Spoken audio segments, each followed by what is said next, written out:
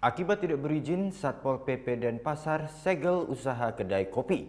Sementara pemilik kedai kopi merasa keberatan karena tindakan penyegelan tersebut dianggap ada kejanggalan.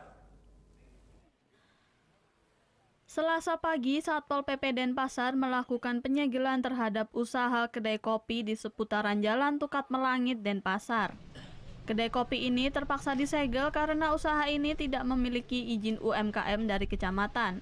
Selain itu, penindakan ini dilakukan untuk menindaklanjuti adanya laporan masyarakat terkait kebisingan yang ditimbulkan dari usaha ini. Kepala Bidang Penegakan Peraturan Daerah Satpol PP Kota Denpasar, Made Poniman menjelaskan, pihak sudah 3 kali memberikan teguran tertulis, termasuk sudah pernah memanggil pemilik usaha. Pemilik usaha juga sudah pernah mengikuti sidang tipiring akibat terkait mengganggu kenyamanan warga setempat. Namun ternyata pemilik usaha ini tetap membandel. Segel kita akan pantau bagaimana situasi dan kondisi. Itu visi misi dari Satuan Polisi Pamung Praja adalah menjaga ketertiban, kenyamanan, keamanan di pemerintah Kota Denpasar. Segel sementara ya Pak ya? Segel sementara. Nanti bisa dibuka lagi? Dibuka lagi kalau dia sudah mengikuti prosedur dan sudah sesuai dengan aturan yang berlaku, kita buka kembali. Sementara pemilik usaha, Putu Hendra, mengaku keberatan dengan penindakan ini karena tidak sesuai prosedur. Menurutnya, surat peringatan atau SP2 dan SP3 tidak dia terima.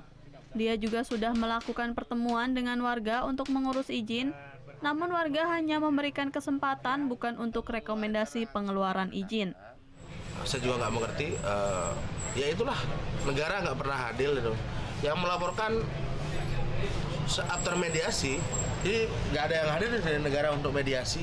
Terus tiba-tiba kita sudah mediasi, negara mengambil kesimpulan aja. Dan Satpol PP menangkap kita bukan karena apa, tapi karena kita nggak punya izin. Kalau begitu, berapa sih UMKM yang punya izin di Indonesia? Berapa persen sih yang punya izin di Bali, di Denpasar? Meski sudah disegel oleh Satpol PP, pihaknya akan tetap beroperasi seperti biasa karena dia merasa tidak adil dengan penutupan usahanya ini. Surya Sanjaya melaporkan untuk NET. Oh yang beneran?